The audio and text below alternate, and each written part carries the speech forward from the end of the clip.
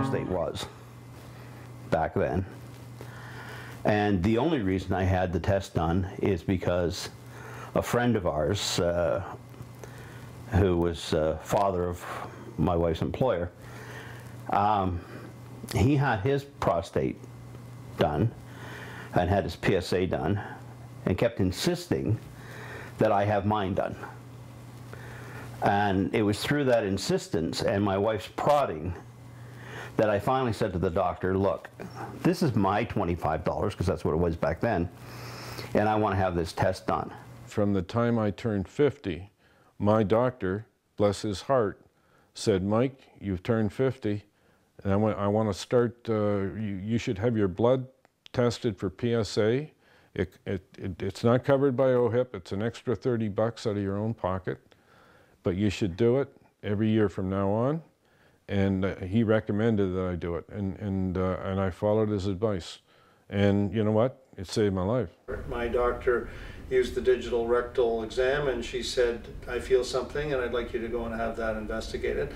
And so I otherwise wouldn't have known. So the diagnosis was picked up, or at least the early diagnosis was done by a routine DRE. Well, the PSA was relatively a piece of cake because it was just a blood test.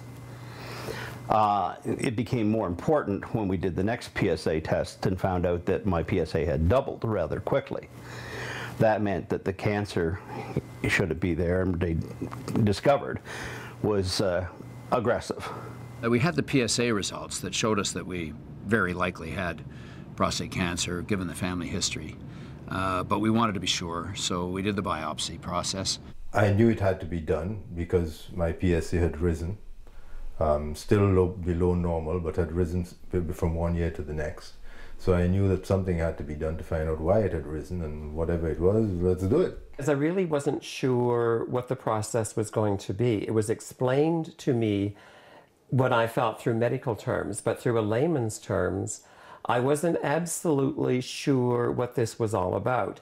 When he diagnosed me, he told me I had prostate cancer, and he explained what that meant, and I had a decent idea since my father had prostate cancer. I would say 16 years previous to me being diagnosed, so I was aware of prostate cancer, and I was also aware that you could survive it. I accepted it as routine. I had no problems accepting the various procedures you have to go through. I accept the fact that I'm going through with this. But I sort of went in what I would consider to be somewhat of a numb state, because this is what I have to do. This is what needs to happen. So I trust the health and the caregivers. So consequently, this is how it is. So it's accepting in one sense of the word, but it's also numbing myself, in other words, my feelings or whatever, because this is what it is. I would advise that to anyone who's going through this process, to bring their spouse, a significant other, brother, sister, somebody to help with the process, because it's there's a lot of information, there's a lot to be processed, a lot of thinking, and a lot of knowledge that is being passed along by doctors and practitioners, and you really do need help with that. So don't try to do it yourself. At the time, I felt a little isolated. A little bit of a guinea pig, even though I wasn't the first through these things, but it was first for me. And certainly a little uncomfortable with some of the testing. I personally found the biopsy treatment or testing the worst that I went through. When they use that gun to take the little biopsy samples, it hurts. The more more samples they take, the more you end up feeling sore. And I certainly came out feeling a very tender rear end for a good few hours later.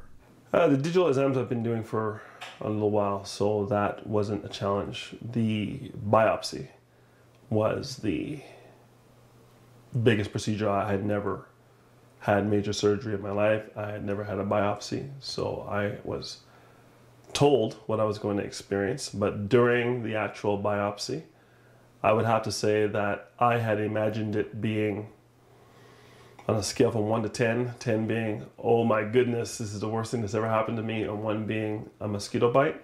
I would have to say it was a 4 or 5. It was